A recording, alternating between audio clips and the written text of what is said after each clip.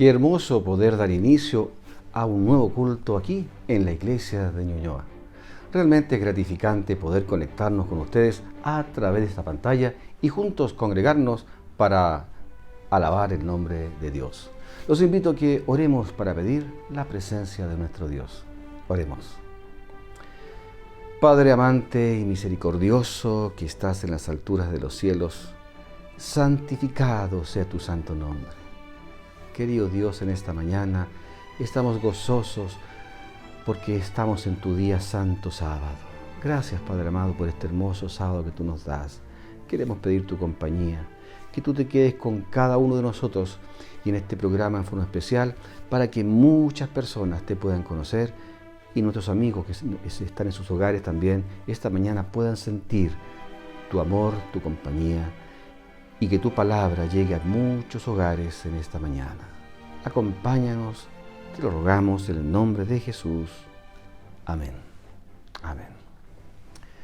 Bienvenidos, aquí comienza nuestro culto de adoración.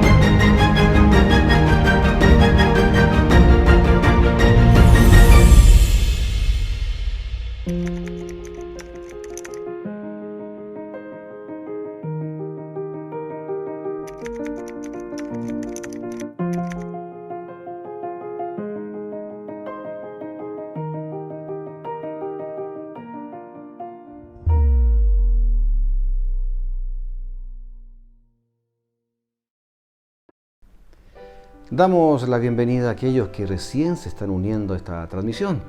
Queremos saludar en forma especial a todos aquellos amigos que en estos momentos se encuentran estudiando la Biblia y que han decidido fortalecer su fe por medio del conocimiento de la palabra de Dios.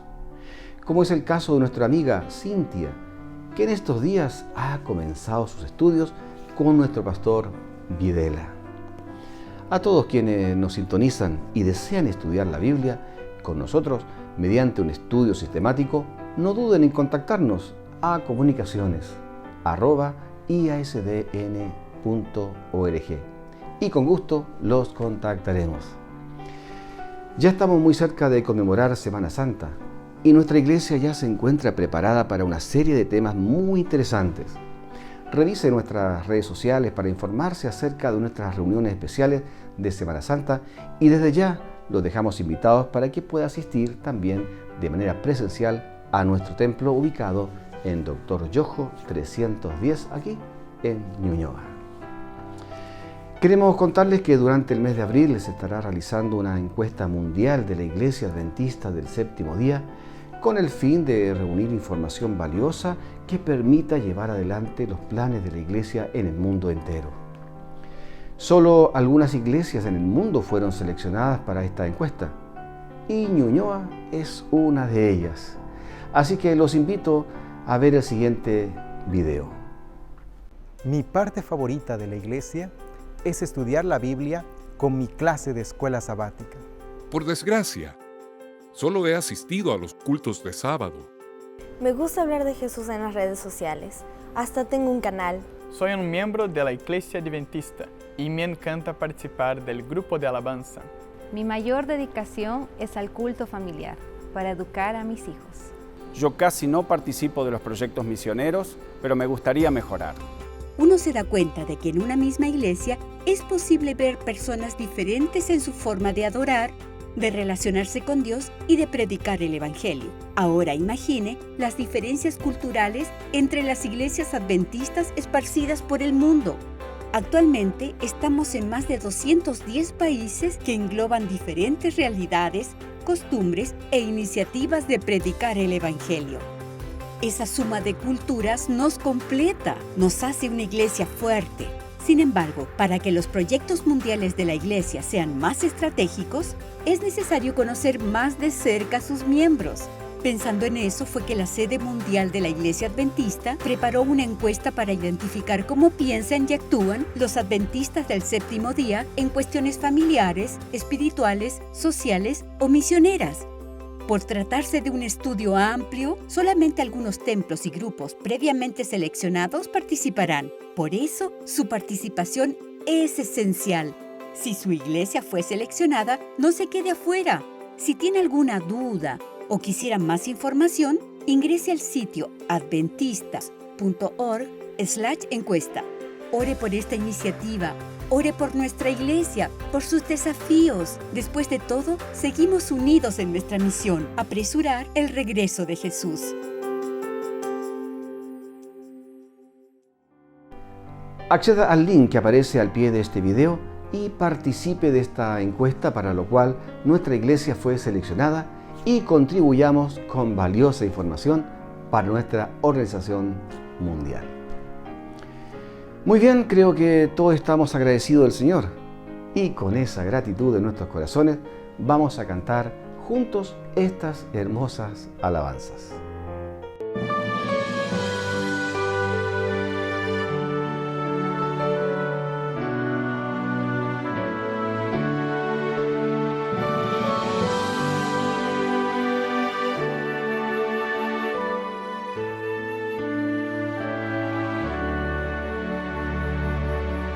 Cuando venga Jesucristo en busca de joyas, todo niño redimido su gema será. Como estrellas que brillan son los niños que le aman, son tesoros que adornan al Rey y Señor. Quiere Cristo en su corona brillantes estrellas, cada gema que le adorna con sangre compró. Como estrellas que brillan son los niños que le aman, son tesoros que adornan al Rey y Señor. Él escoge por tesoros los niños amados, y en su seno a los corderos recibe Jesús. Como estrellas que brillan son los niños que le aman, son tesoros que adornan al Rey y Señor. Si los niños y las niñas acuden a Cristo, las joyas escogidas serán para él. Como estrellas que brillan son los niños que le aman, son tesoros que adornan al Rey y Señor.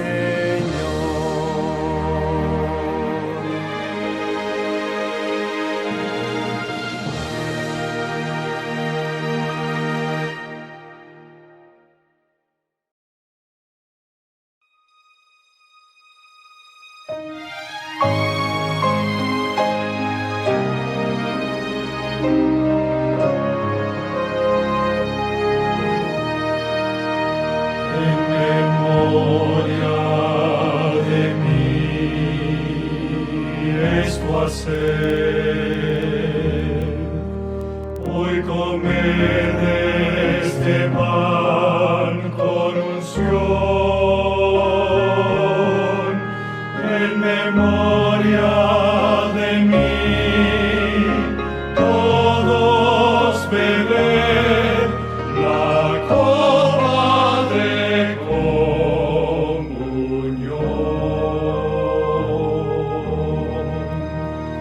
En memoria de mí, de nacer, al enfermo sanar con amor. En memoria de mí, no querabais llevar consolación, paz y perdón.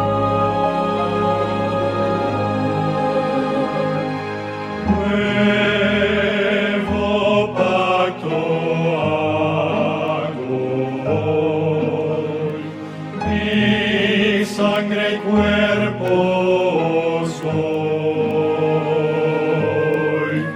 Ofrenda preciosa de salvación y perdón eternal. En memoria de mí, que os améis, como yo con amor fraternal. En memoria de mí, amad a Dios de corazón, amad a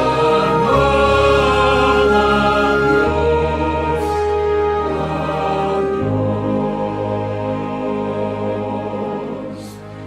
en memoria de mí.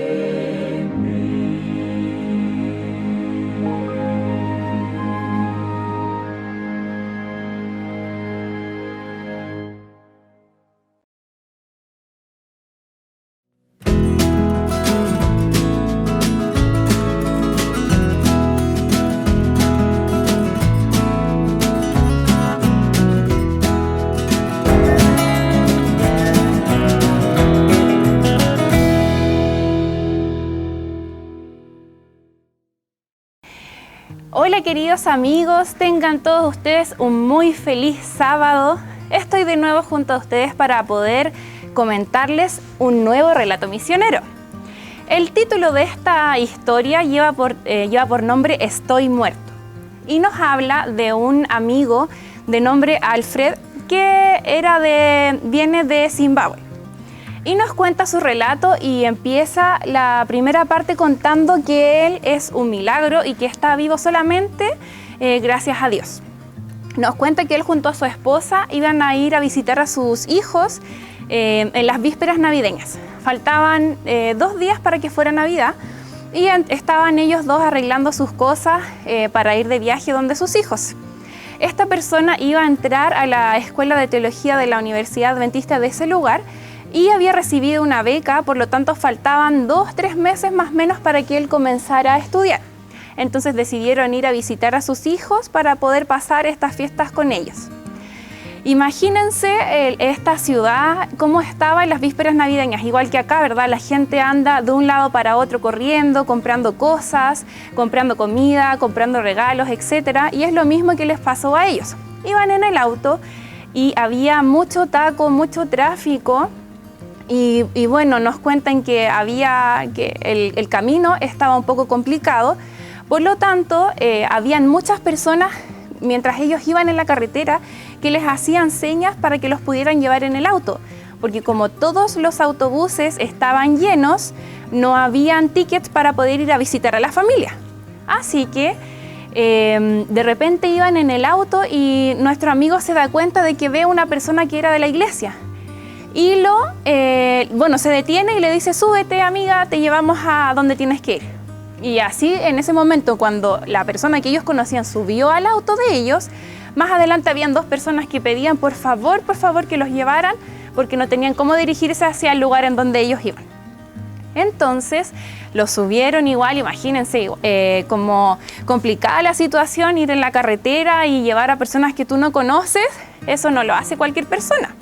Pero este hombre estaba decidido, era un buen hombre, él y su esposa, así que siguieron en su camino.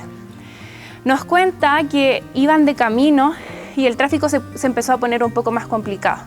Hasta que de un momento a otro, lamentablemente, venía alguien manejando completamente desorientado y hubo un accidente. Nuestro amigo nos cuenta que desde ese momento en adelante sus recuerdos eran muy nebulosos. Empezó a ver negro, lo único que recuerda es que tenía el cinturón de seguridad muy apretado. Nos dice que escuchaba las sirenas. Imagínense el contexto, ¿verdad?, de cuando ocurre un accidente automovilístico. Entonces, recuerda como lapsus de cosas que pasaban en ese momento, hasta que se recuerda que llegó una ambulancia muy rápido y empezaron a preguntarle a él que por favor le diera nombres telefónicos para poder contactarse con su familia. Como sus hijos vivían lejos, le dio el número de un anciano de la iglesia y también del pastor de la iglesia. Cuando llegaron al hospital, obviamente él ya nos cuenta ahí en el relato lo que él solamente recordaba, que eran pocas cosas, la verdad. Entonces, cuando abre los ojos ahí, lo primero que empieza a consultar era por su esposa, que dónde estaba su esposa. Y hasta ese momento, cuando él ya despertó, estaba ahí el pastor y la persona que lo habían llamado para que pudiera acompañarlo. Entonces, nos cuenta que su esposa estaba en otro hospital y que él, y las personas que vinieron a acompañarlo empezaron a hacer todas las gestiones para trasladarlos al mismo hospital en donde los dos pudieran ser tratados de la misma forma. Él nos cuenta que él y su esposa recibieron lesiones gravísimas. De hecho, nos cuenta que lamentablemente la persona que lo chocó iba a 170 kilómetros por hora en estado de ebriedad y con 3 personas en su auto. Y recuerden que nuestro amigo Alfred había llevado a 3 personas más en su auto en ese día en donde, ¿verdad?, iban camino a ver a sus hijos. Nos cuenta que él y su esposa fueron los únicos sobrevivientes. A pesar de estar politraumatizados, el accidente fue pero trágico, fatal. Ellos 2 fueron los únicos sobrevivientes. La historia del día de hoy llega hasta acá, pero continúa el próximo sábado, en donde vamos a saber cuáles fueron las lesiones que ellos tuvieron y donde nuestro amigo también nos cuenta y se cuestiona por qué Dios lo dejó a él vivir junto a su esposa. Así que te quiero invitar a que si quieres saber cómo va a terminar este relato, tienes que hacer cita con nosotros para que puedas saber cuál fue el acontecimiento y el término de el acontecimiento final de esta historia.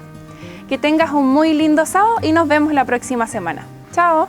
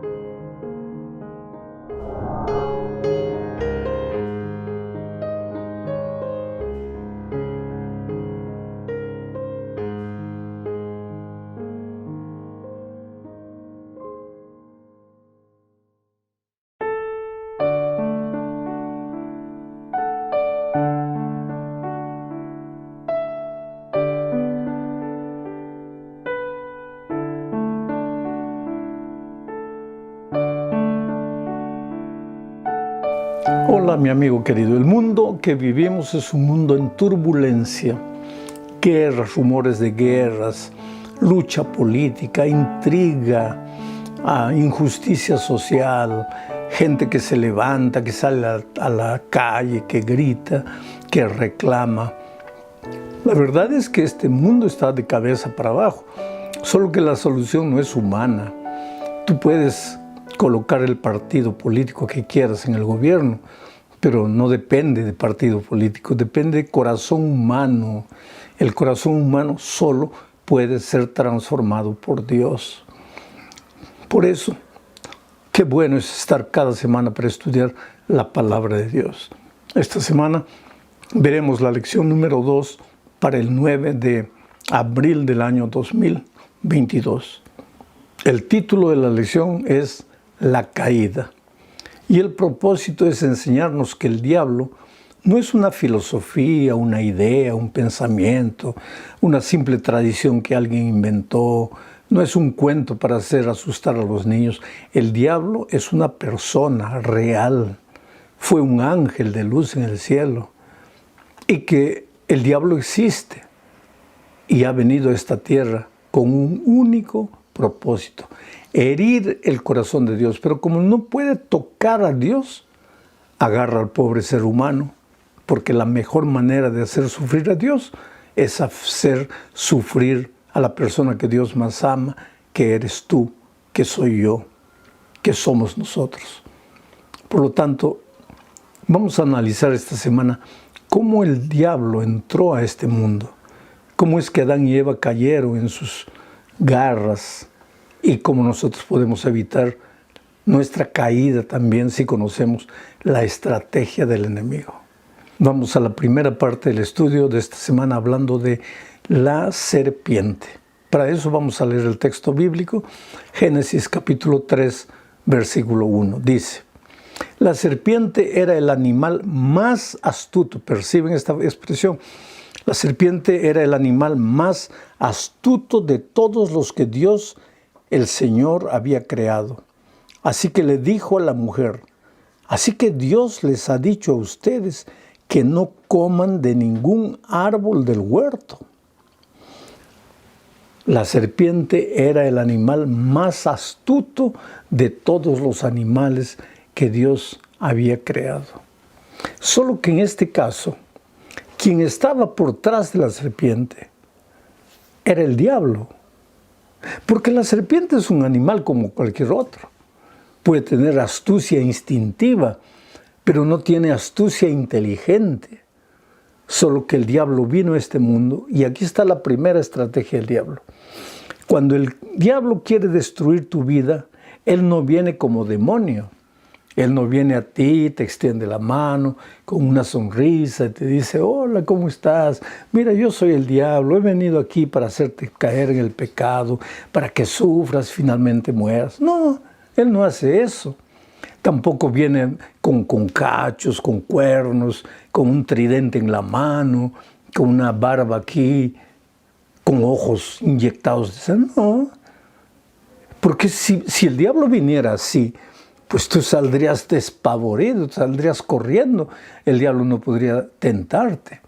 Pero es que el enemigo no viene a ti mostrando la cara. El enemigo nunca muestra la cara para hacerte caer, para destruirte.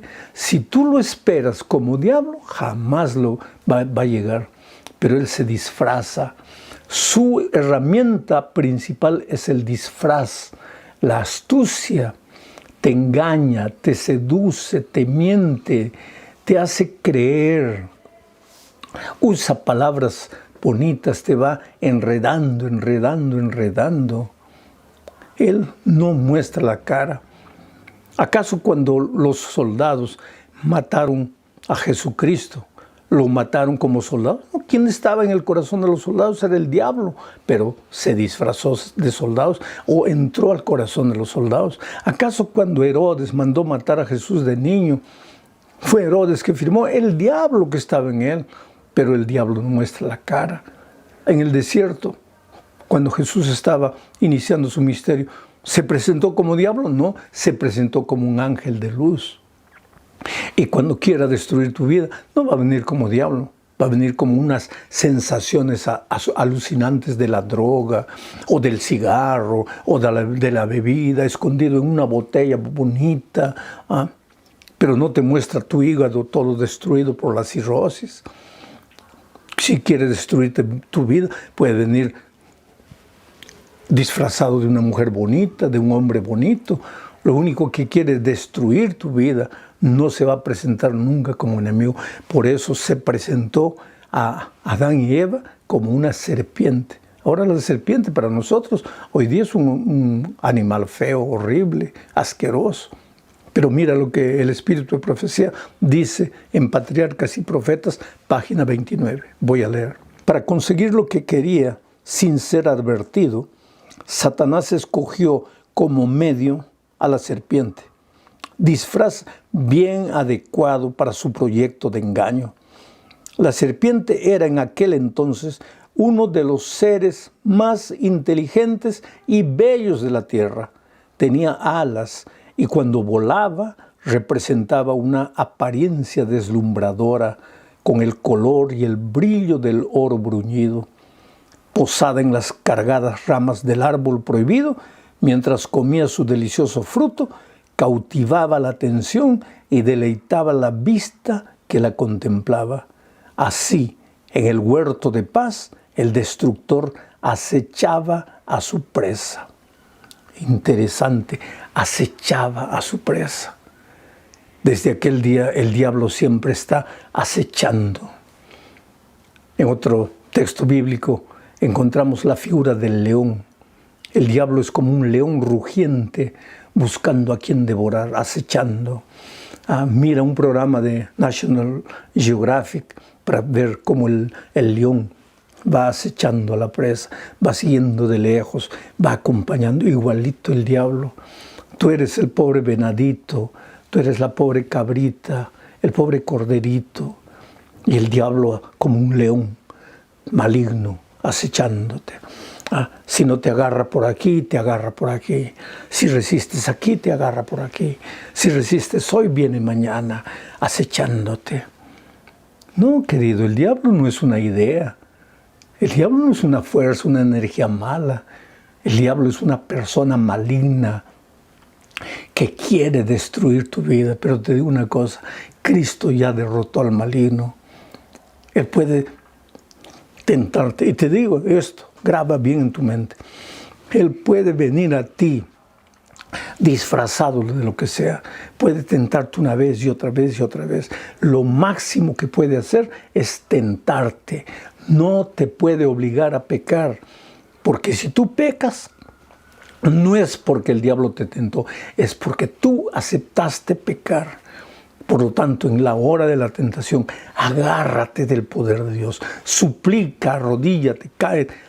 Dice el Espíritu de Profecía que si hay una escena que el diablo no puede soportar, es a un cristiano arrodillado. Cuando tú caes de rodillas, el diablo huye de ti, desesperado, porque no puede resistir cuando tú entras en contacto con Dios, con el Señor Jesucristo. Pero infelizmente, el diablo llegó al huerto. Y mira lo que dice Génesis capítulo 2, 16 y 17. Y Dios el Señor dio al hombre la siguiente orden. Puedes comer de todo árbol del huerto, pero no debes comer del árbol del conocimiento del bien y del mal, porque el día que comas de él, ciertamente morirás. Mira lo que dice, puedes comer de todo árbol del huerto. Ahora viene la serpiente en Génesis 3, 1 al 3, y mira lo que dice. Así que Dios les ha dicho a ustedes que no coman de ningún árbol del huerto. En el primer texto, Dios le dice a Adán, pueden comer de todos los árboles, no pueden comer de este. Pero entonces en el capítulo 3 viene el diablo y dice, así que Dios ha dicho, no pueden comer de ningún árbol. Quiere decir, el diablo viene trayendo la palabra de Dios, pero la tuerce, la distorsiona, la cambia un poquito. Y esa es la técnica del diablo. La Biblia es la palabra de Dios, claro, pero alguien puede venir a ti con la Biblia y la tuerce. Aquí dice blanco, pero no es blanco, es amarillo. Aquí dice coma, pero no es coma, es punto. Aquí dice árbol, pero no es árbol, es nube. Es que del diablo, esa es la técnica del diablo.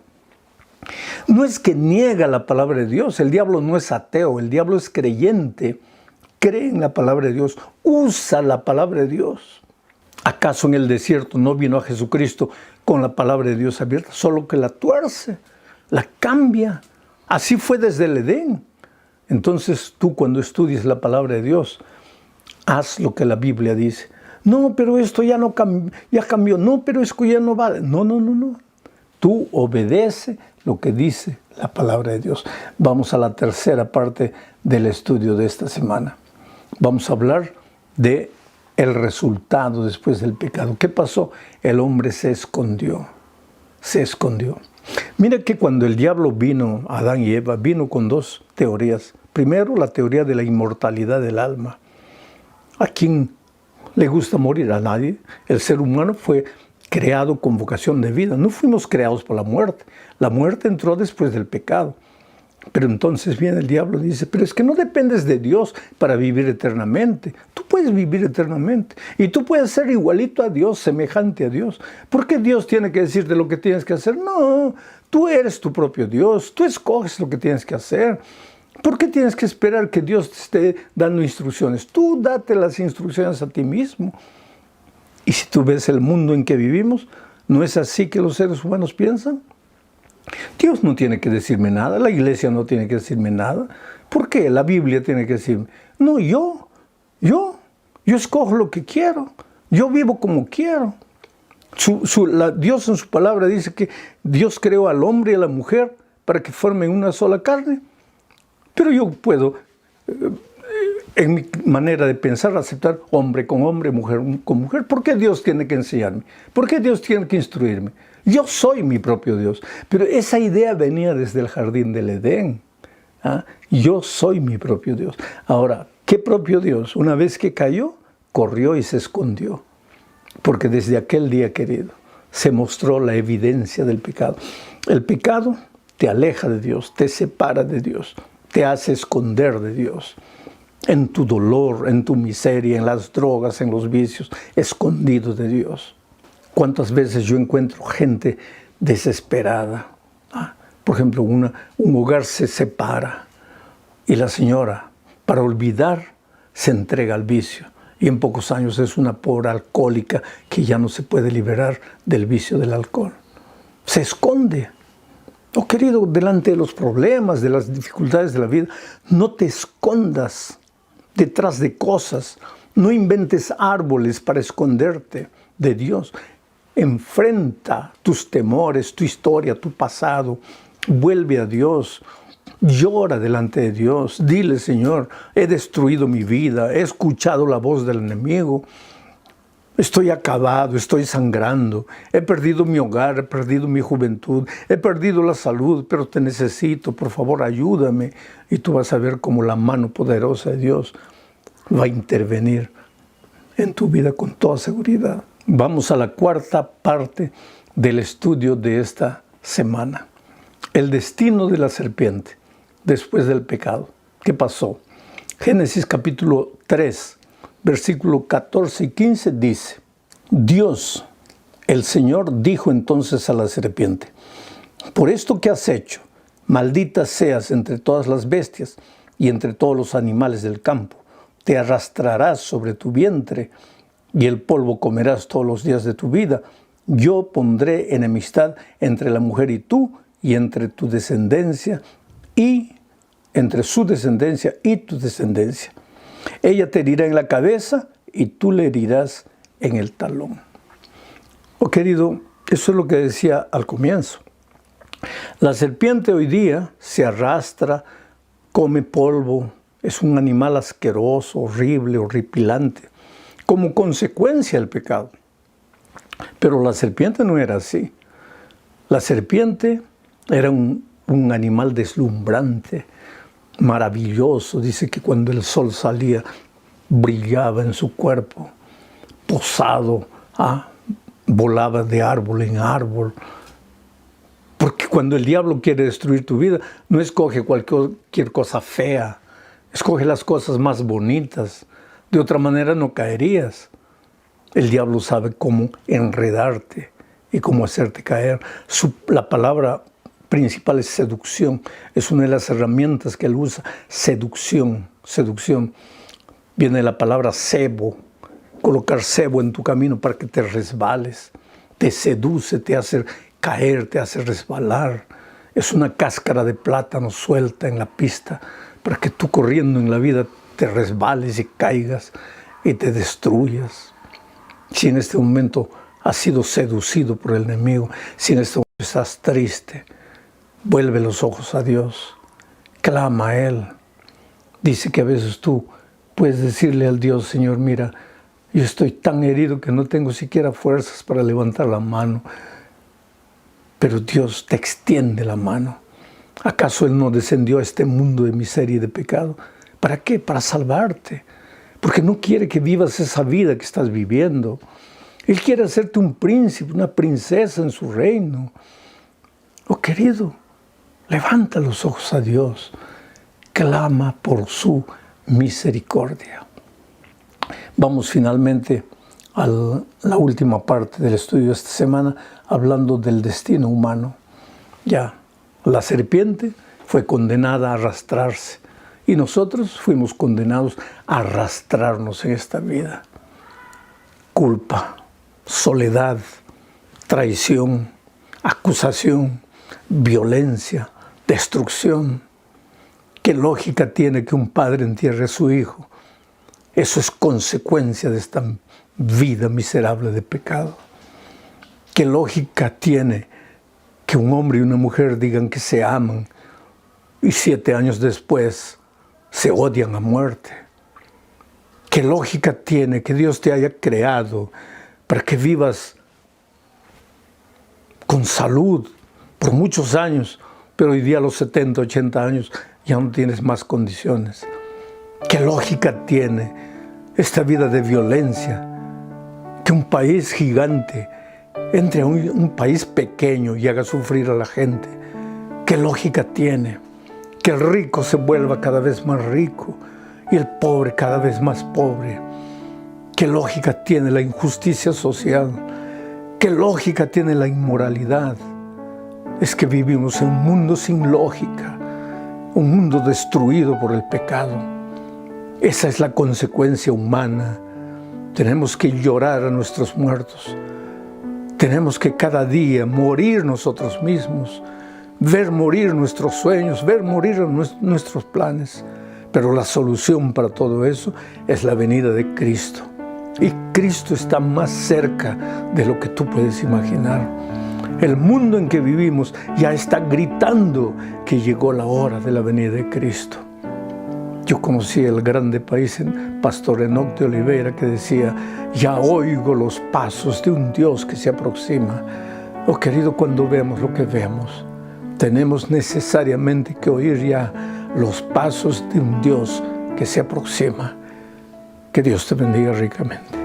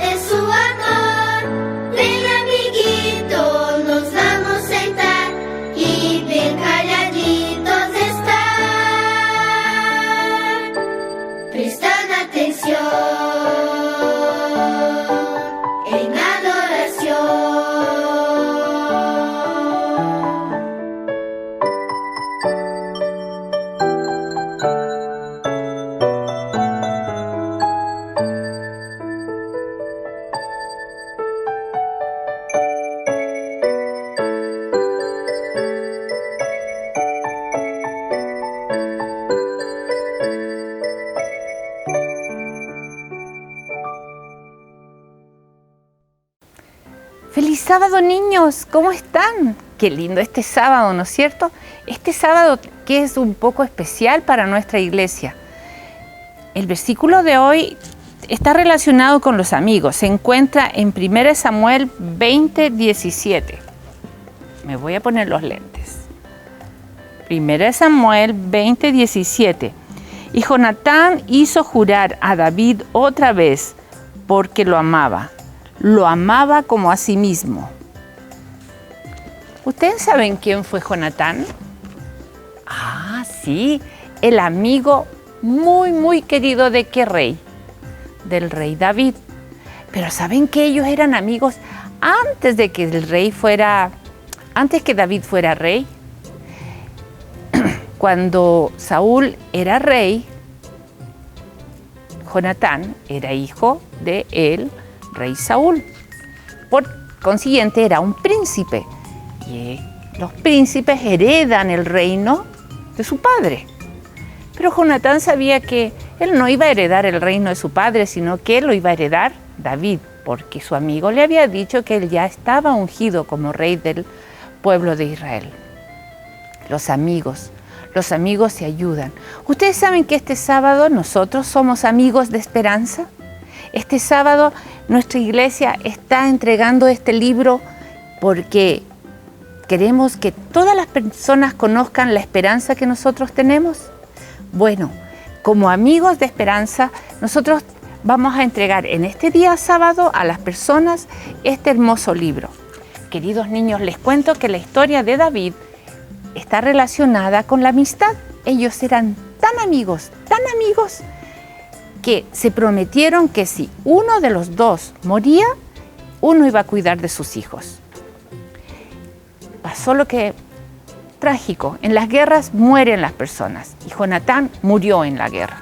Qué tristeza más grande. Y David, cuando ya estaba como rey, se acordó de esta promesa que le había hecho a su amigo. ¿Qué era? Que iba a cuidar de su familia. Y le pidió a sus empleados que buscaran la familia de David. De Jonatán. Y comenzaron a buscarlo y fue un poco difícil encontrarlo. Hasta que encontraron el hijo de Jonatán. ¿Cómo se llamaba? Mefiboset. Sí, él estaba escondido. ¿Por qué? Porque tenía miedo. Sabía que en ese tiempo trataban de eliminar todos los hijos, ¿no es cierto?, del rey que había sido derrocado. Mefiboset estaba lisiado porque cuando él era chiquitito, su niñera al ir arrancando se le cayó y se golpeó muy fuerte y él ahora era paralítico. Cuando supo que el rey lo estaba buscando, le dio mucho miedo, mucho susto porque no sabía qué iba a pasar. Y llegó al palacio, pero la sorpresa fue grande porque el rey lo que quería era cuidarlo porque iba a cumplir la promesa que había hecho con su papá, Jonatán. Así son los amigos, nos cuidamos siempre. Los amigos siempre están atentos unos a los otros. Queridos niños, ustedes son amigos, ustedes tienen amigos. Y acuérdense que hoy, el Día de la Amistad, estamos entregando el libro, ¿no es cierto?, La Última Esperanza. Queremos que todos conozcan a Jesús. Los invito, niños, entonces a que oremos por nuestros amigos y porque también estos libros que se están entregando sean de beneficio para todos los que lo lean. ¿Oramos? Querido Jesús, te damos gracias porque tú eres bueno con nosotros, porque eres nuestro mejor amigo y porque tú también quieres que nosotros tengamos amigos para compartir la esperanza que tú nos entregas, el amor que tú nos entregas. Ayúdanos a ser fieles contigo y a ser obedientes. Te lo pedimos en el nombre de Jesús. Amén. Muy bien, ahora vamos a cantar todos juntos. ¡Chao!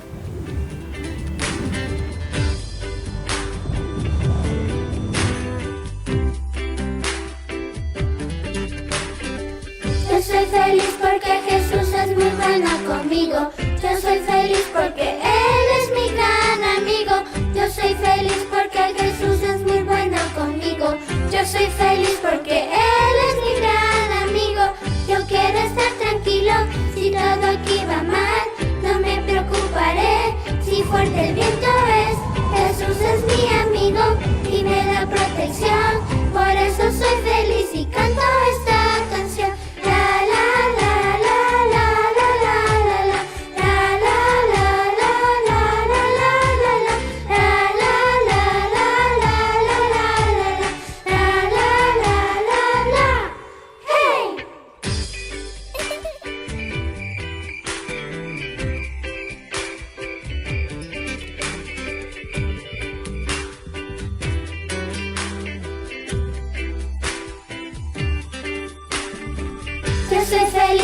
Jesús es muy bueno conmigo.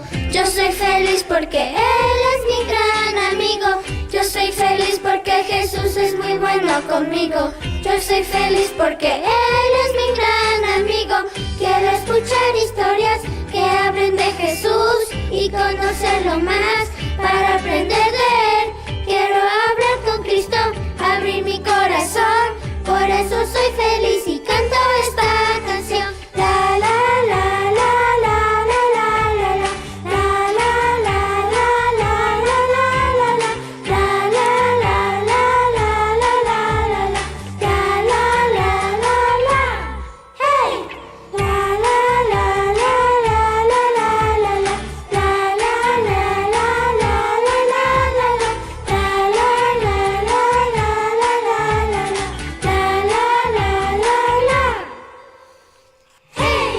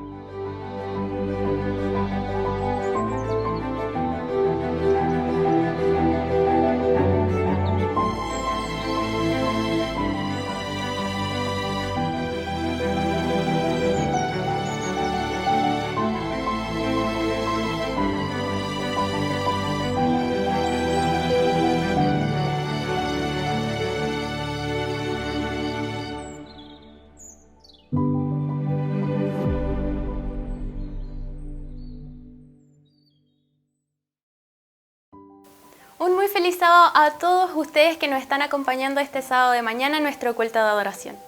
Les doy la bienvenida a Lyrics, el espacio musical en el que juntos podemos alabar a Dios con hermosas alabanzas que ustedes mismos pueden programar.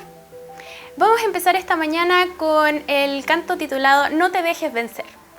Estoy segura que a muchos de nosotros nos va a ayudar para poder terminar este año. Es entonado por el cuarteto Los Heraldos del Rey. Los invito a que juntos podamos entonar entonces este hermoso canto.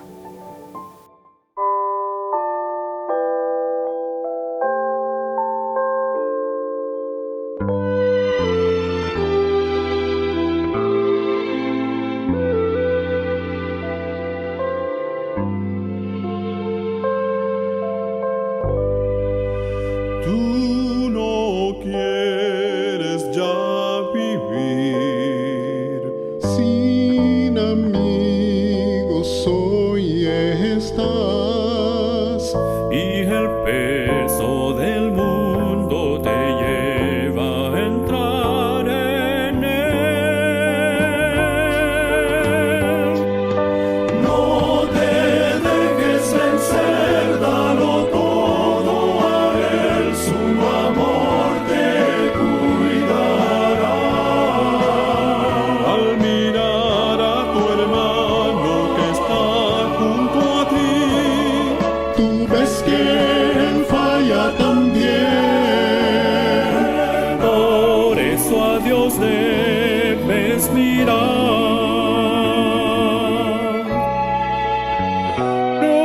Preocupado ahora estás, No sabes qué hacer. es muy fácil, él quiere ayudarte. Ven pronto al Señor. No te dejes vencer, dalo todo a él, su amor te cuidará. Al mirar a tu hermano que está junto a ti, Tú ves que él falla también. por eso a Dios debes mirar. Yo sé que todo no es muy fácil, pero no dejes de luchar, no. No debes preocuparte hoy. En tus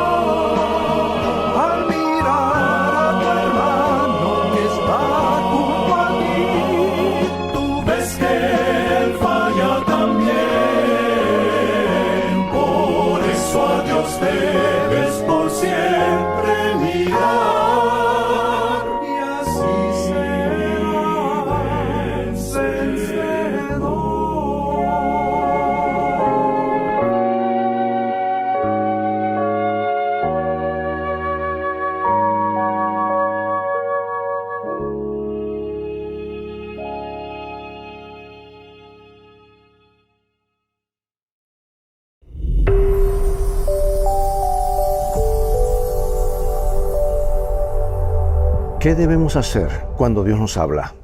Escucha este texto bíblico. Si escuchares fielmente la voz de Jehová tu Dios para guardar y cumplir todos estos mandamientos que yo te ordeno hoy, Jehová tu Dios te habrá bendecido, como te ha dicho. ¿Comprendemos cuán íntimas y penetrantes son las palabras de Cristo? Llegan hasta lo más profundo de nuestro corazón, sea para enseñarnos, alentarnos o corregirnos. Pero siempre serán palabras de amor y de verdad provenientes de nuestro mejor amigo, cuyo máximo interés consiste en asegurar nuestra felicidad y nuestra eterna redención. Por eso San Pedro le dijo a Jesús: Señor, ¿a quién iremos? Tú tienes palabras de vida eterna. Cuenta una historia que cierta señorita estudiante de filosofía siempre protestaba contra uno de sus libros de texto porque su contenido era muy árido y difícil de asimilar.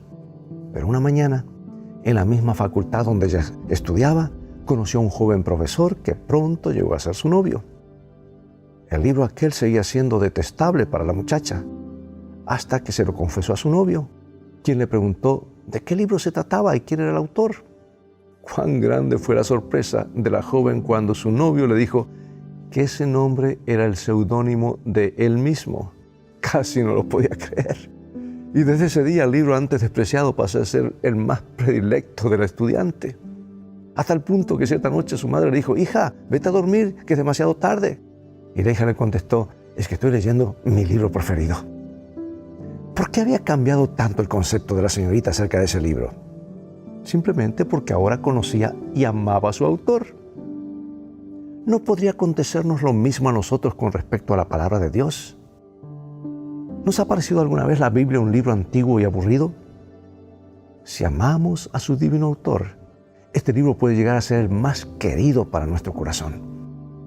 Lo encontraremos mayor atractivo y en cada una de sus expresiones, de sus páginas, descubriremos la bondad, la sabiduría y el poder de nuestro amigo incomparable.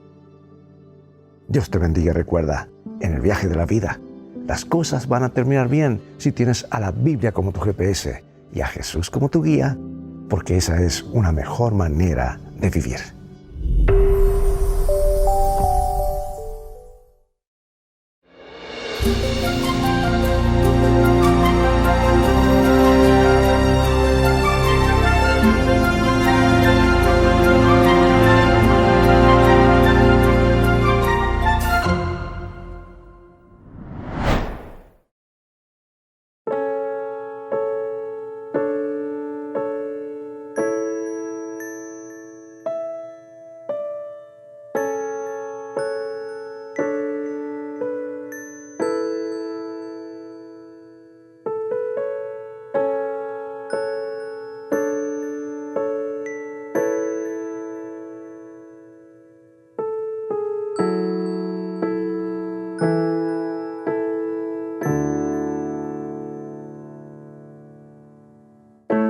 Desde el principio tú creaste todo lo que puedo ver. Solo dijiste una palabra y todo fue. Con tus manos y a tu imagen nos creaste para ser testigos de tu gran poder.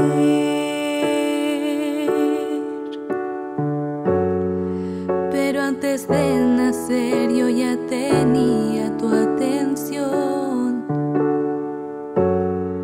y ahora puedo ver que todo hiciste por amor.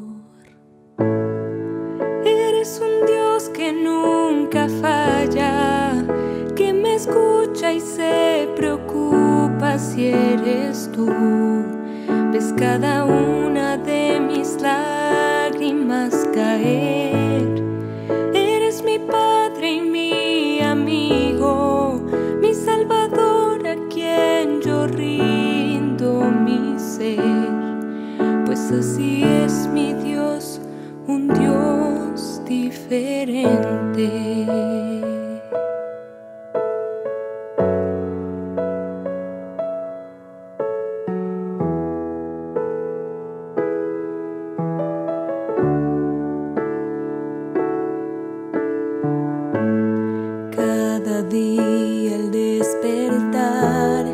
puedo ver tu gracia actuando en mí. Solo a ti te adoraré hasta el final.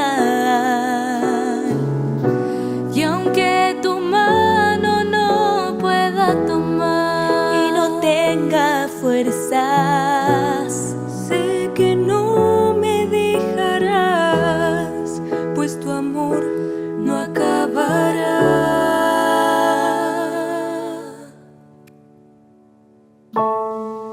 Eres un Dios que nunca falla, que me escucha y se preocupa si eres tú. Ves cada una de mis lágrimas caer. Eres mi Padre y mi amigo, mi Salvador a quien yo rindo mi ser. Pues así es mi Dios, un Dios diferente.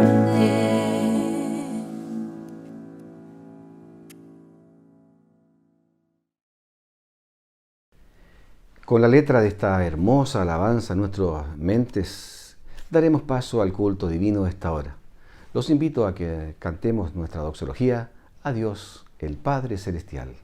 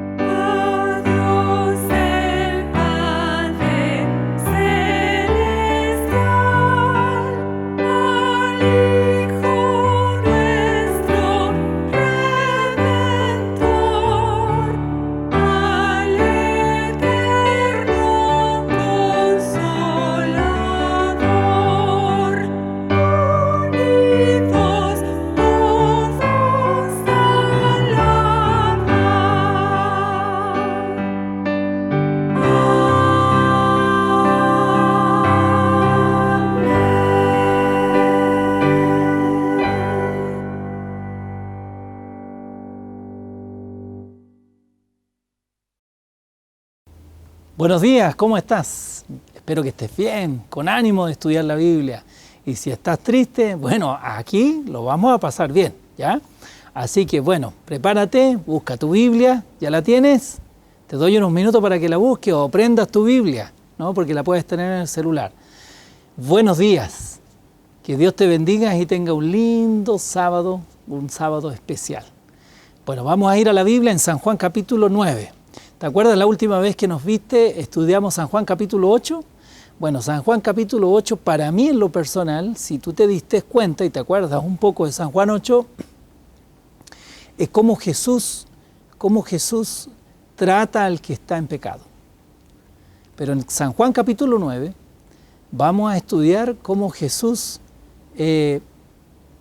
inserta a la persona cuando la liberta del pecado. Cuando Jesús te libera, cómo Jesús te inserta en su medio, que es el cristianismo. Pues bien, vamos a San Juan capítulo 9. ¿Qué tenemos en San Juan capítulo 9? Tenemos cómo Jesús sana a un ciego de nacimiento. Quizás lo has visto en película, cuando Jesús escupe, ¿se acuerdan? Toma lodo o polvo, escupe, hace como un barro, unta los ojos del ciego, le dice que se vaya a lavar al estanque de Siloé. El ciego se lava y al lavarse se saca el barro de los ojos que hizo Jesús, el lodo, y entonces comienza a ver sus yemas de los dedos, empieza a ver el agua, empieza a ver el color de la mugre en sus manos, empieza a ver lo que lo rodea, los árboles, los colores, empieza a percibir mejor las cosas entre colores y olores, ve el cielo, le molesta un poco la luz solar, o sea, empieza a ver la ropa con que está, y lo más lindo, conoce a su mamá, conoce ahora de vista ahora a su papá, a sus padres. Entonces es maravilloso lo que está aconteciendo a él, pero este milagro produjo un problema. Como todo milagro, son maravillosos, pero los milagros traen a veces problemas y hasta conflictos. Vamos a fijarnos en el capítulo 9.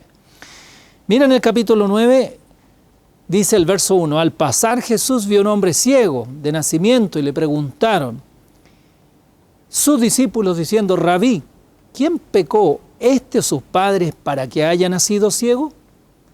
Bueno, todos sabemos que Dios no castiga, ¿no? Y muchas veces se ha pensado que si nace un niño con un problema es producto de una causa. Y muchas veces pensamos que Dios castiga, pero nosotros dentro de la iglesia pensamos que ese pensamiento no existe. Porque ese era el pensamiento judío. Los judíos pensaban que Dios castigaba severamente, sobre todo en los hijos. Y nosotros decimos, no, eso no es de Dios porque Dios es amor. Pero yo les quiero decir, sorpresa, a veces sí pensamos así. Fíjate cuando tú, por ejemplo, a veces pierdes un auto, o cuando te chocan, o cuando te enfermas, o se te quema la casa. A veces las personas piensan que sí, lo que tú estás pensando, eso. Entonces, sin embargo, el libro de Job nos enseña y cómo el enemigo se ensaña con el ser humano, sobre todo cuando es un hijo de Dios. Ellen White, una mujer adorable, yo digo la abuelita más linda de la iglesia, que nos dejó una herencia fabulosa, una cantidad de libros lindos, maravillosos. Ella dice que el castigo proviene del enemigo, no de Dios. Vamos a ver, y vamos a ver porque cuando nacía un niño, como en este caso que ven a un hombre ya ciego, que es de nacimiento, entonces la pregunta de los discípulos es, ¿quién pecó? La mamá, el papá, el abuelo, el bisabuelo, ¿quién pecó para que él naciera ciego? Ese era el pensamiento que había dentro del pueblo judío, el remanente del pueblo de Dios en el mundo. Todo entonces pensaban así. Entonces, es bonito recibir herencias, ¿no? Pero cuando tenemos herencias de este tipo, cuando son herencias, por ejemplo, de enfermedades del corazón, la diabetes o el cáncer, no son agradables estas herencias. A nosotros nos gustan otro tipo de herencias. Pero hay una herencia que nosotros todos tenemos, que es la herencia de nuestros primeros padres, que nacimos en pecado. Y esa herencia todos lo tenemos. Entonces, el sufrimiento es la herramienta del diablo.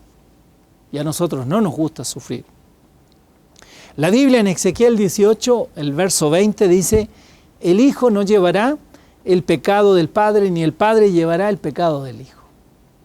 Con eso la Biblia nos está mostrando que nosotros no recibimos los castigos de nuestro padre, sino de nuestros propios errores.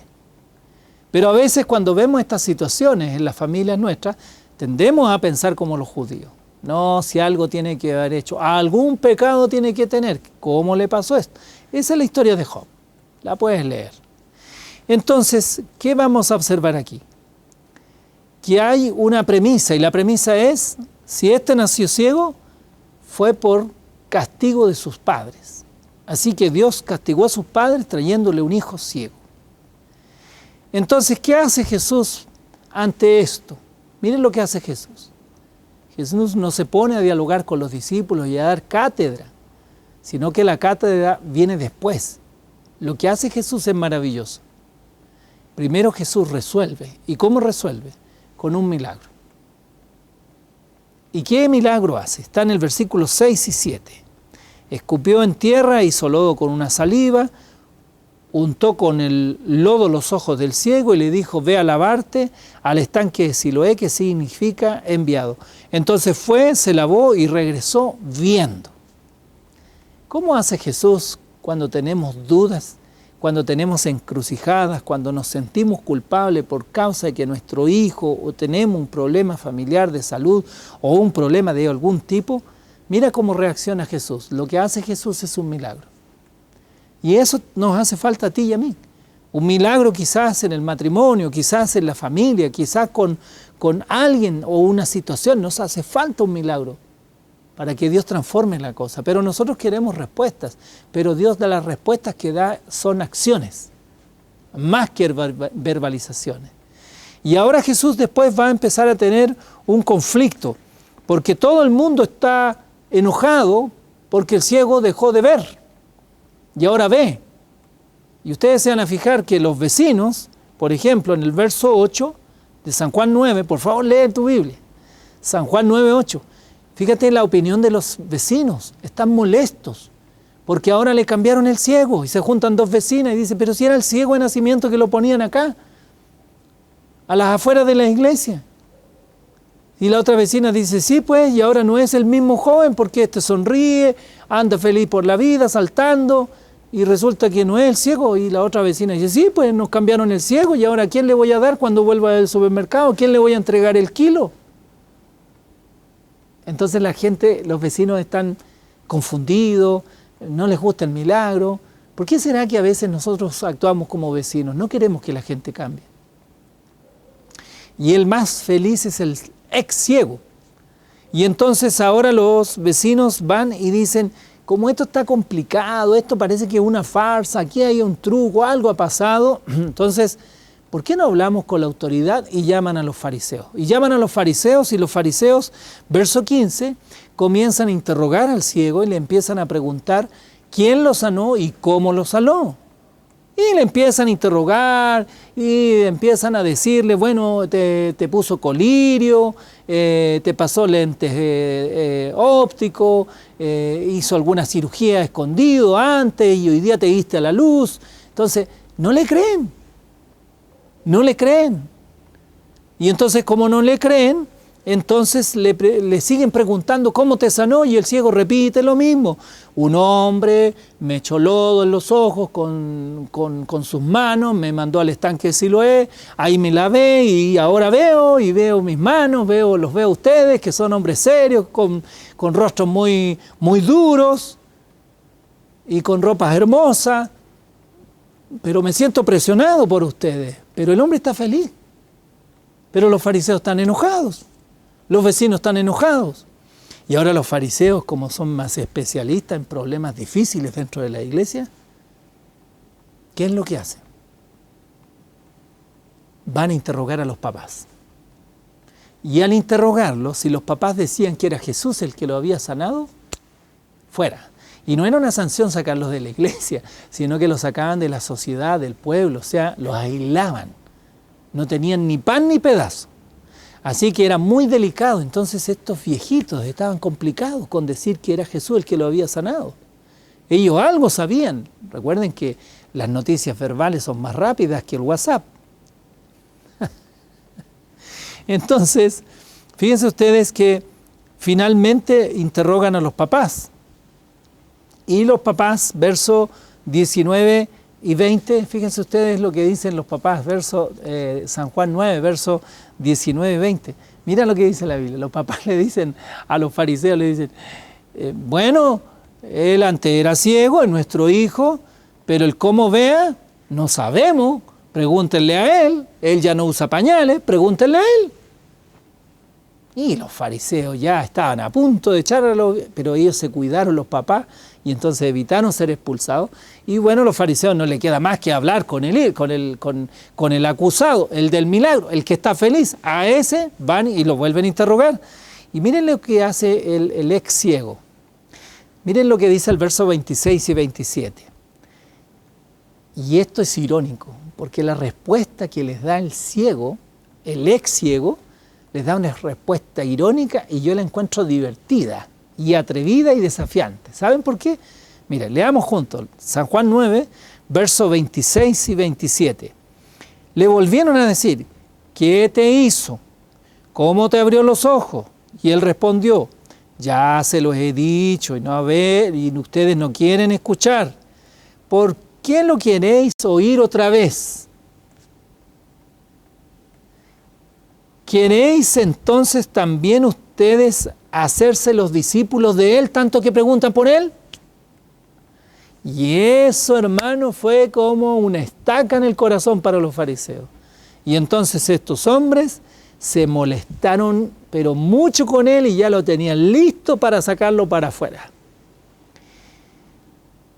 Y en esa circunstancia, Cuando una persona es feliz aceptando a Jesús, también esas personas testifican del amor de Dios.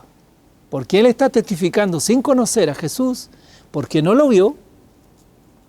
Él está testificando de Jesús y está diciendo, tanto que preguntan por Él, ¿acaso ustedes quieren ser seguidores de Él? Él todavía no se define como un seguidor de Jesús, pero sabe, por lo que ha escuchado, no por lo que ha visto, ha escuchado que mucha gente está siguiendo a Jesús. Y entonces el hombre mete el dedo en la llaga y le dice, tanto que me pregunta y desconfían de que ahora yo sea el que era ciego y mendigaba, ¿acaso se quieren ser seguidores de Él? Y entonces ellos le dicen así, miren el verso 34. Respondiendo le dijeron, tú naciste del todo en pecado y nos enseñas a nosotros, y let go. Lo expulsaron. Lo expulsaron. El hombre más feliz por un milagro, para afuera. ¿No te parece raro? ¿No te parece irónico? Bueno, yo le hago una pregunta a usted. Cuando Jesús, en San Juan 8, la situación de la mujer adúltera es dentro de la iglesia, en las escaleras del templo. Cuando Jesús sale de ahí, a los metros siguientes, cerca de un sector de la iglesia, del templo, estaba este hombre ciego. Y los discípulos le preguntan. Yo le pregunto a usted, ¿los vecinos vivían en la iglesia? Sí. ¿Los fariseos vivían en la iglesia? Sí. ¿Los padres del muchacho vivían en la iglesia? Sí. ¿El ciego vivía en la iglesia? No. ¿Dónde tenían al ciego? Vecinos, hermanos de iglesia, padres, tenían al ciego ¿dónde? Fuera de la iglesia. Entonces, ¿qué hace Jesús para mostrarnos cómo trata al pecador? San Juan 8. ¿Cómo inserta Jesús al que liberta? San Juan 9. ¿Qué hace Jesús? Jesús espera que esté tú y yo dentro de la iglesia. Pero ¿qué hacen los que viven alrededor de la iglesia? ¿Qué hacen los que participan de la iglesia? ¿Y qué hacen los padres que claman por un milagro por su hijo? Lo tienen fuera de la iglesia. O sea, él nunca estuvo en la iglesia. Y el día que el dueño de la iglesia le devuelve la vista y él es feliz, todo el mundo en el pueblo, en el vecindario y en la iglesia y los líderes religiosos están todos molestos por el milagro. ¿Quién entiende a quién? Ahora yo le hago una pregunta a usted. ¿Usted dónde se identifica? ¿Se identifica con el ciego? ¿Se identifica con el vecino? ¿Se identifica con los líderes religiosos? ¿Se identifica con esos padres rendidos? En todo esto el hombre finalmente expulsado de la iglesia, miren lo que sucede. Jesús se le aparece. Y en el verso 35 al 38 Jesús tiene un diálogo con él. Él no lo conocía y Jesús lo encuentra, lo busca y le toca el hombro y le habla. Y le dice, hola, ¿cómo estás? Y él le dice, bien, hoy día ha sido el día más lindo de mi vida. Y Jesús le dice, ¿por qué? Porque vino un hombre que se echó lodo en las manos, escupiendo con su saliva, y me embetunó los ojos y me dijo que fuera al estanque y me fui a lavar y ahora veo y yo nací ciego de nacimiento. Y el hombre le dice, ¿y sabes quién te hizo eso? Sí, le dice, pero como yo era ciego, no sé quién es, pero sé que se llama Jesús. Y Jesús lo queda mirando y le dice, yo te hice el milagro. Y el hombre, dice la Biblia, que lo adoró y se entregó a él, porque lo conoció. Yo te hago una pregunta, ¿tú me estás viendo? ¿Tú usas lentes? ¿Tú tienes cirugía en tu vista? ¿Ves? ¿Puedes ver? ¿Sabe cuál es nuestro problema? Que todos los que vemos parece que no viéramos. Y todos los que no ven, Dios les abre los ojos. ¿No será que Cristo en esta mañana quiere abrirte los ojos de la fe para que tú viendo puedas entender? Porque a veces viendo te cuesta entender que estás yendo por un camino errado, que estás sufriendo porque quieres, que estás haciendo todo lo posible para que la situación cambie, pero no estás dejando a Dios actuar. ¿No será que Dios necesita abrirte los ojos para que veas la realidad de tu vida, para que veas la realidad de Dios y comprenda cómo es la mirada de Dios y no la mirada del hombre? Tú ves lo que está enfrente de tus ojos, pero tú puedes ver el corazón de una persona, cómo está sufriendo por ti, cómo es feliz por ti. Querido amigo, la Biblia dice que este hombre siguió a Jesús, porque ahora, aunque veía, no conocía a quién, a Jesús. ¿No será que tú estás con la misma experiencia? A lo mejor estás feliz porque Jesús te solucionó un problema, pero todavía no abres los ojos para ver quién es realmente Jesús. ¿Será posible que en esta mañana, en esta hora, ni en este momento que tú estás escuchando esto, puedas abrir los ojos de la fe y entregar tu corazón a Jesús? Yo te quiero invitar a eso, que te contactes con nosotros, que nos escribas, y si necesitas conversar conmigo, cuenta conmigo, déjame ayudarte, déjame abrirte los ojos para que conozcas más de Jesús. Jesús te inserta.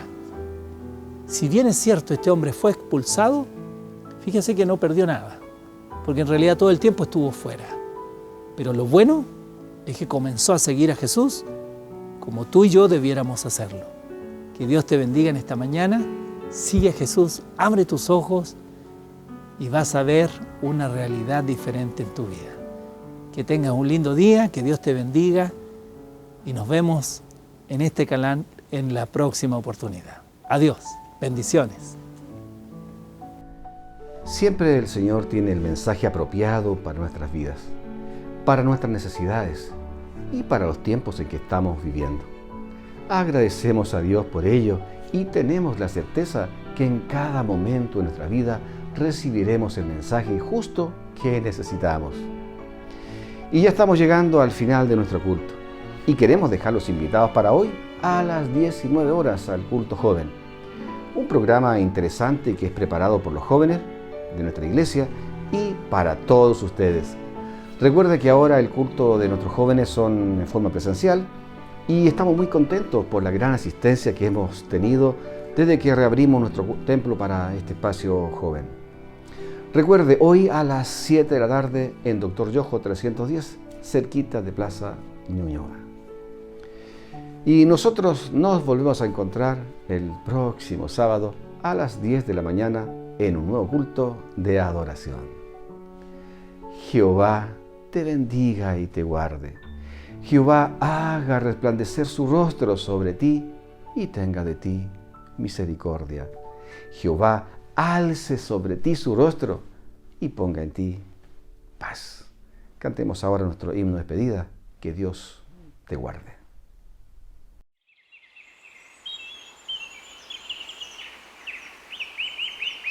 Cada día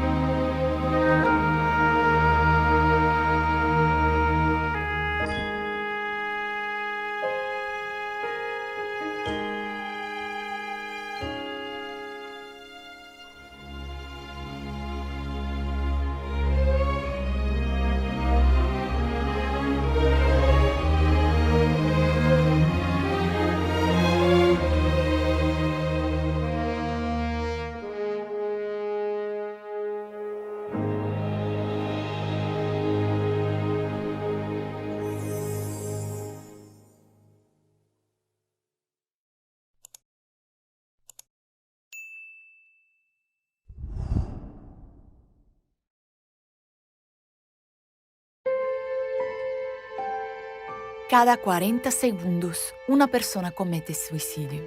Por año, son aproximadamente 800.000 personas en todo el mundo.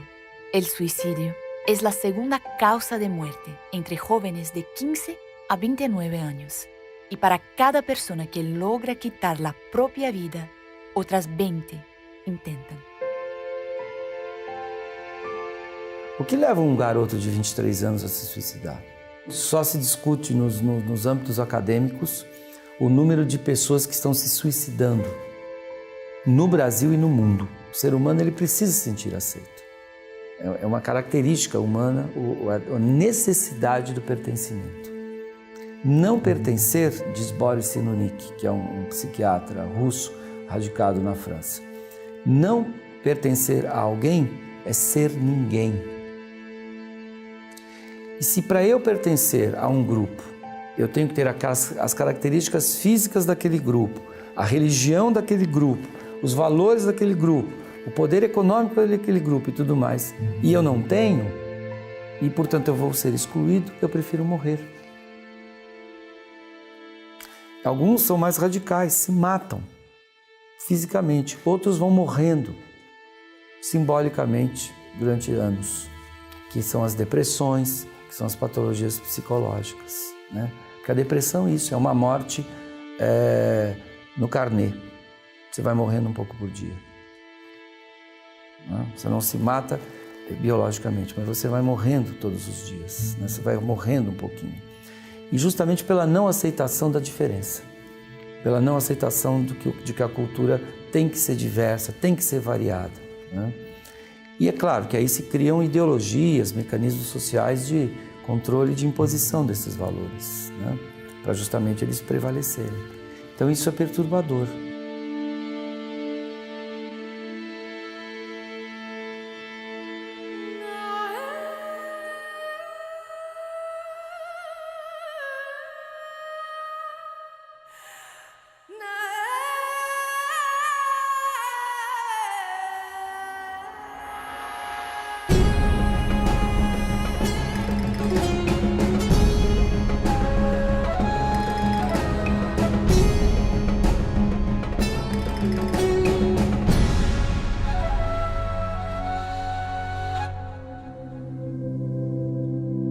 La vida, ese corto espacio de tiempo que nos es prestado, esa secuencia de alientos que conocemos y nos damos a conocer como seres humanos.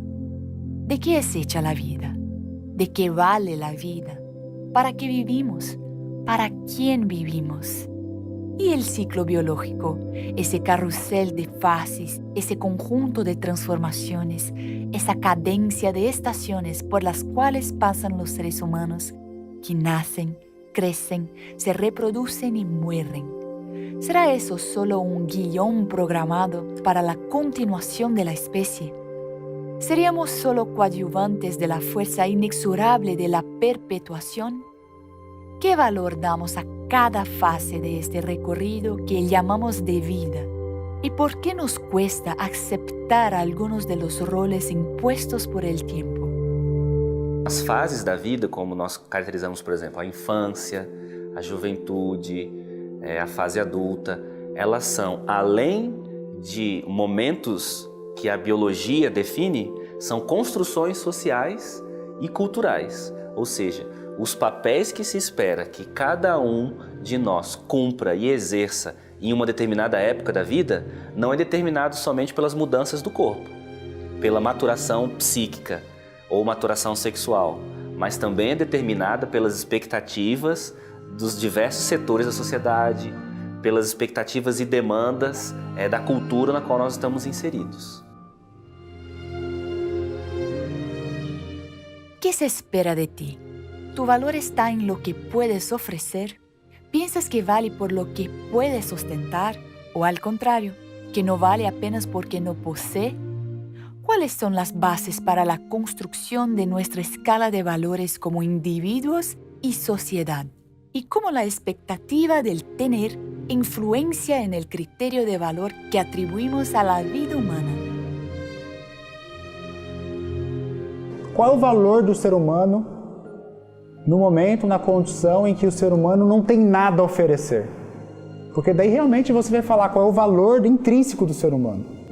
Porque se você for fazer essa exploração de valor do ser humano quando ele está no auge da sua produtividade, vamos ver, é muito fácil falar que ele é muito importante, né? A realidade do seu sistema ético, essa questão do valor do ser humano, ela vai ser definida exatamente onde o ser humano não tem nada a oferecer, que é justamente no momento onde o ser humano ainda não nasceu, ou ainda está na sua vida fetal, e no momento do ser humano no final de sua vida, quando ele já não tem valor para a sociedade. Vamos considerar o seguinte, existem estágios da vida humana que são produtivos, e esses estágios produtivos são os mais valorizados. A gente vive numa cultura onde a produção, o capital, o dinheiro, são os grandes definidores da existência humana. E isso me parece ruim, porque faz com que a gente perca a verdadeira dimensão das coisas. Então, por que nós queremos ser jovens? Entre outras coisas, porque o jovem, ele é bonito. Não dá para você ser feio com 20 anos, você é bonito. Não tem como, você é bonito, você tem esperança, você é radiante, mas você também tem um outro lado, você está começando a produzir. Então você é uma pessoa útil. Hoje, no Ocidente, de todas as fases da vida, aquela que é mais enfatizada, que eu diria que até venerada, é a fase da juventude. É a fase para a qual todas as outras fases olham. As fases anteriores olham para frente, como que um vir a ser, né? E as fases que já passaram da juventude olham para trás, como que um desejo de manter-se atrelado àquela fase.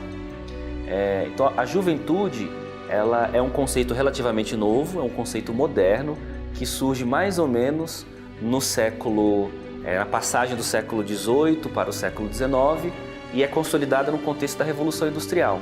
Antes disso, havia uma transição direta entre infância e mundo adulto. Então, do ponto de vista feminino, da mulher, a mulher entra no mundo adulto não quando ela atinge a maioridade, conforme vários países no Ocidente colocam 18 anos, alguns colocam 21. A mulher entra no mundo adulto quando ela passa pelo processo de maturação sexual, ou seja, quando ela está pronta para engravidar. O menino, por exemplo, eu estou falando agora assim, do contexto da Idade Média, de várias civilizações da Antiguidade, esse é o contexto. O homem, ele torna-se adulto quando, através da puberdade, ele já ganha tônus muscular o suficiente para poder fazer o trabalho braçal. Esses dois jovens que eu mencionei agora nesse exemplo, tanto a mulher quanto o homem, eles muito provavelmente não estão preparados para serem líderes de família, psicologicamente, emocionalmente falando. Mas se eles já estão aptos a cumprir um papel social, que é o de engravidar e cuidar dos filhos, de ser uma dona do lar, ou o de conseguir ter força produtiva para trabalhar no campo, se isso já pode ser feito, então é isso que define a entrada e a passagem de uma fase da vida para outra fase. Isso é construção social, isso é construção cultural, e só os seres humanos fazem. A esse intervalo entre infância e madurez, entre fantasía y desencantamiento, llamamos juventud, flor de la edad. En esa fase donde brotan los ideales y las esperanzas, se cree que es posible cambiar el mundo, tomar el pulso de la vida. En esa etapa, el tiempo parece parar, pues hay tanto que hacer, tanta vida para vivir, que es rara la idea de que la juventud no siempre estuvo con nosotros. Pero si el concepto de juventud fue construido, ¿cómo eso sucedió? Ele surge num contexto em que havia um êxodo rural, então massas de famílias, por conta da decadência do feudalismo, iam para as grandes cidades. Vamos pensar em Londres, onde a Revolução Industrial começou de maneira mais intensa. Então as famílias iam, elas trabalhavam nas grandes indústrias, grandes fábricas, não havia direitos trabalhistas como havia hoje. Então todos trabalhavam, de crianças a idosos, mulheres, homens, inclusive mulheres grávidas. Houve então toda uma questão de revolução sindical, de luta por direitos trabalhistas, revolta dos chamados proletariado, né, etc. E então o governo britânico e de outros países moralizaram a questão do trabalho E nessa moralização, as crianças e os jovens, eles foram impedidos de trabalharem. Só que, paralelo a isso, não foi criado um sistema de ensino compulsório. Então, de repente, as grandes cidades na Europa se viram infestadas, vamos chamar assim, né, de jovens ociosos, sem a presença dos pais e sem ter uma educação, um sistema de acompanhamento. Eles estavam na rua, à deriva, então eles formavam gangues, batiam carteiras, brigas de rua, cometiam delitos pequenos, alguns delitos graves, assassinatos, homicídios, espancamentos.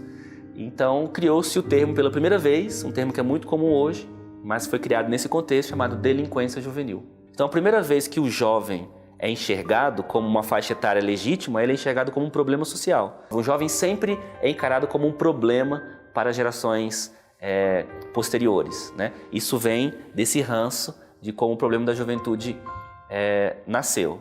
Mas hoje houve uma espécie de reviravolta em que a juventude, por conta da evolução da indústria do entretenimento, do show business, de todo esse mercado do consumo, hoje a juventude foi colocada num patamar em que ela é venerada.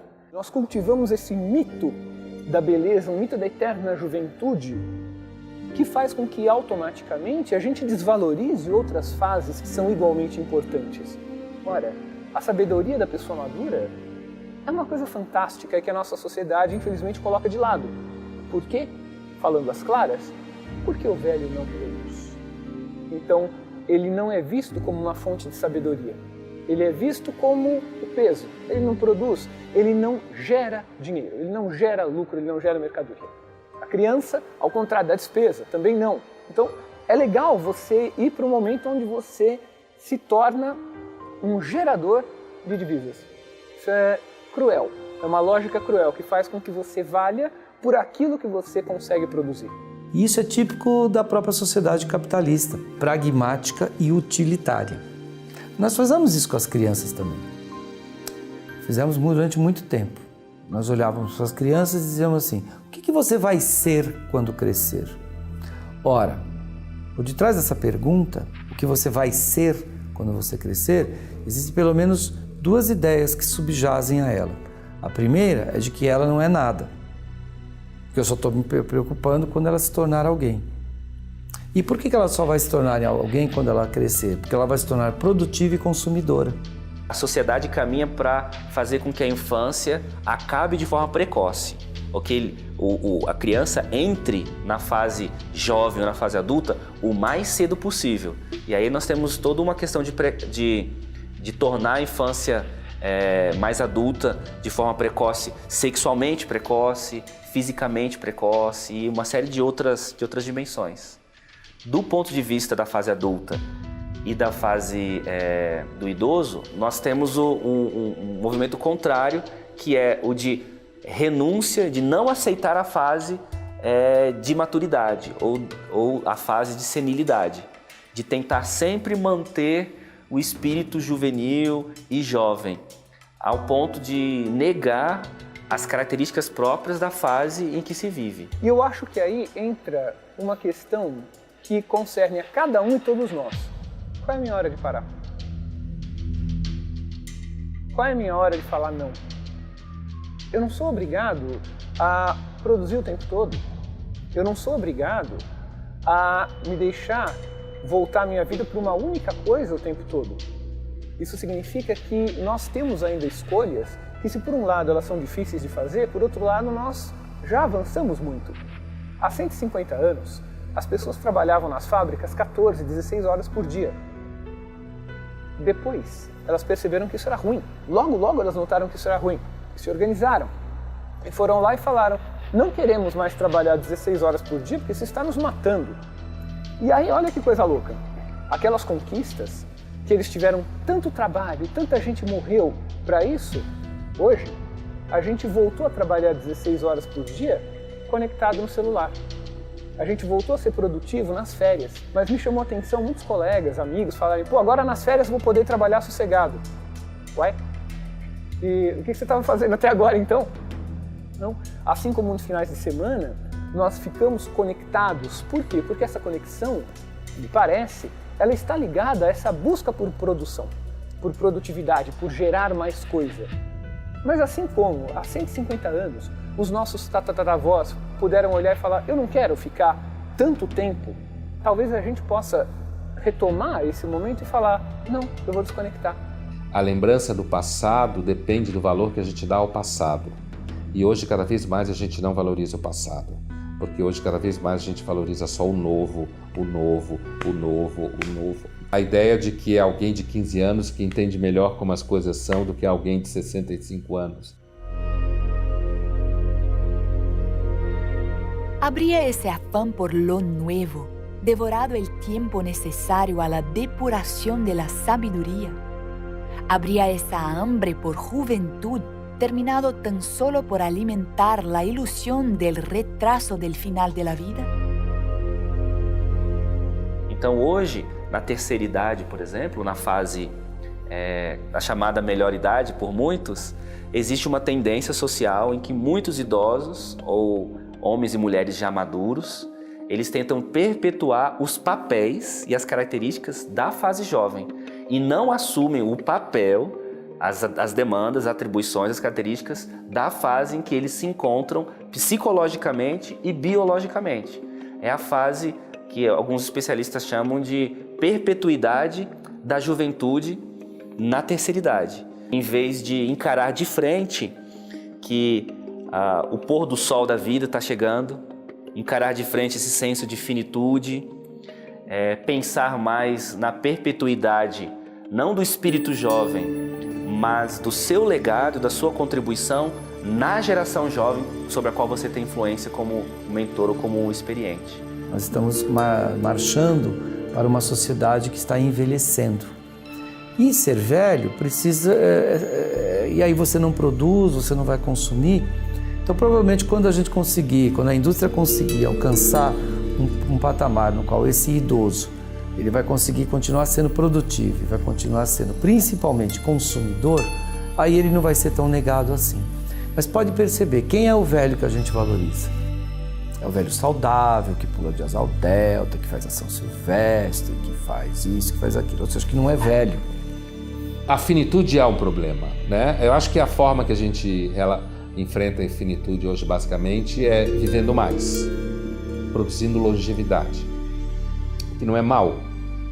Só que essa longevidade vai acompanhada de uma redução de natalidade, porque os filhos custam caro, as pessoas não querem ter dor de cabeça. Eu não tenho nenhuma dúvida que há um empobrecimento em relação a um tratamento mais sofisticado da finitude, ao enfrentamento do desejo pela transcendência entre nós, e enfraquecimento esse, inclusive, produzido pelas próprias religiões. As religiões, elas não têm mais essa função da fé, do fervor religioso, não é, do conhecimento, né, da experiência, do quanto o homem é um ser precário, não é, a sua condição, não é, de conhecer pouco das coisas, não conhece o enigma do começo e do fim. Então a questão da morte, que ela está colocada sempre a todo mundo e que é o grande terror, porque é o desconhecido absoluto, é a alteridade máxima, não é? Que sempre foi a fonte de todas as religiões e dos medos, né? Do desaparecimento, da perda da identidade, do não ser, da experiência do não ser. Quer dizer, viraram questões sem interesse, não que elas não constituam ainda os medos do homem, mas se modalizaram e tomaram outras figuras. Então você tem as drogas, né, você tem o uso maciço, né, as drogas sempre foram usadas, mas ser usada como uma rotina, mas ela vem justamente para preencher um vazio existencial, para não enfrentar as questões problemáticas, né, que todo ser humano tem. E para isso, então, você precisa ter um ser humano simplificado, né, esvaziado da sua subjetividade, onde essas questões elas não aparecem de maneira patente, mas elas se expressam como sintoma, né? O mal-estar na civilização, na destrutividade, na pobreza de valores, na incapacidade de lidar com o tempo vazio, né? Então a questão do tédio, né, se estabelece sem explicação. Quer dizer, então a experiência do absurdo nem mais ela não é feita porque você tem já os dispositivos para compensar isso. Então você tem um aparelho para usar, um remédio para tomar, né?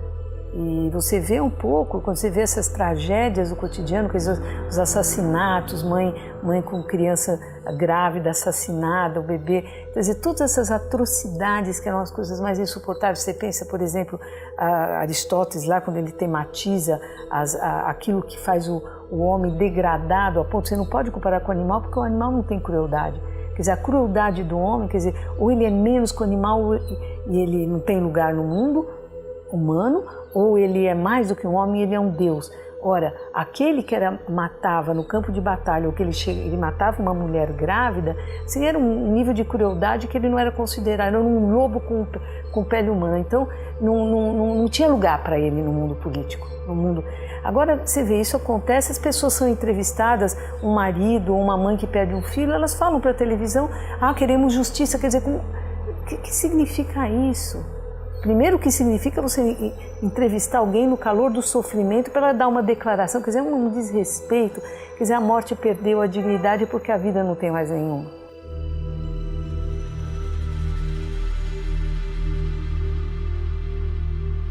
Pero ¿qué hubo con la dignidad, la nobleza y el diferencial de la vida humana? La habríamos convertido en producto, en objeto, en espectáculo sin el menor escrúpulo. ¿Sería ese el resultado de no distinguir entre valores, de poner precio a principios, de relativizar lo que es correcto, de banalizar la verdad? Habríamos llegado a la conclusión que ser solo uno más equivale a ser igual a nada, y ser igual a nada es peor que no ser. ¿De qué vale la vida humana? ¿Para quién vale la vida humana?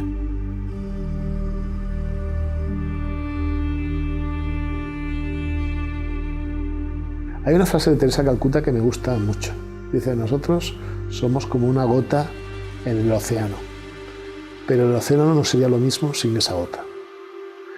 Me encanta esa frase porque es cierto que puede dar la sensación de que entre tanta gente, tantas circunstancias, no aportemos, pero nosotros podemos dar color, podemos dar ambiente, podemos crear atmósferas, podemos influir, aunque no sea algo sumamente conocido, no sean los 5 minutos de Andy Warhol, sea mucho más anodino, pero hay personas que se van a beneficiar de nuestra gotita, ¿no? en ese inmenso océano, ¿no? del universo, ¿no? A sua concepção de ser humano vai depender de como você entende o terreno conceitual do ser humano, como você entende os limites da vida do ser humano. E talvez uma próxima pergunta seria qual o valor da vida desse ser humano? Como você interpreta a escala de valor para você mensurar um indivíduo X, Y ou Z? Essa pergunta ela pode ter uma série de implicações e uma série de interesses por trás da pergunta. Então, você pode argumentar que porque Deus criou o ser humano à sua imagem, o ser humano tem valor intrínseco, ou seja, tem valor em si mesmo, não um valor extrínseco, um valor que é externo a ele mesmo. Por exemplo, quando você pensa numa nota de, sei lá, de R$10, essa nota tem valor extrínseco, é um papel, mas a sociedade se reúne e fala que essa nota vai valer X, e uma nota igual, de uma cor diferente, vale 100 vezes mais do que aquela nota. Ou seja, o valor é dado de forma externa. Aquela nota não tem valor em si, mas ela é, em sociedade, em um consenso, ela é atribuída a valor. Ela não tem valor, mas ela é atribuída. Aquele papel, de repente, vale alguma coisa. E quando a gente fala do valor do ser humano, essa noção de valor intrínseco e extrínseco é importantíssima, porque por que será que, por exemplo, a vida do indivíduo numa sociedade desenvolvida vale X e uma vida do mesmo indivíduo, ser humano, numa sociedade em desenvolvimento ou uma sociedade caótica vale nada? Faz um genocídio, morre todo mundo e ninguém fala nada, né? Então, o ser humano ele tende a pôr valor extrínseco na vida do ser humano, baseado em sua condição social, baseado em sua condição intelectual. E talvez isso seja parte de quem o ser humano é, de dar valor baseado no que as pessoas podem oferecer. Eu devo dizer que mesmo no cristianismo que argumentamos que a vida tem valor intrínseca, o que se observa é que geralmente as pessoas na realidade elas desprezam, talvez não tanto a questão do aborto, porque existem agendas fortes culturais, mas principalmente o indivíduo quando já não oferece mais muita coisa no final da vida, né? E talvez esse seja um chamamento para que nós possamos proteger esses limites da vida, né? Tanto esses indivíduos que não têm a proteção no início da vida, ou seja, precisam ter uma voz, porque eles ainda não têm voz, quanto os indivíduos que estão no final da vida. Afinal de contas, um dia a gente vai estar lá também, né? E quem sabe esse não seja o chamamento para proteger os limites da vida humana também. We live in a world, and we've inherited a thought world of extrinsic values. Values that we place upon one another and upon ourselves based on what we look like, based on what we can do, what we can achieve, whether we can bring somebody who we want to love us pleasure or not in the way that they want us to. All kinds of things that are extrinsic. When in fact, the story of love that you refer to that we've lost, for understanding that story means that we are all intrinsically valuable. We are all actually of inestimable value if we realize that God gave Himself for us, which means that we don't need to make ourselves valuable. And this is especially important for many young people who spend most of their lives trying to win the affection and the esteem of their peers and maybe individual and romantic relationships, when in fact they're already of, again, unfathomable value in the eyes of God.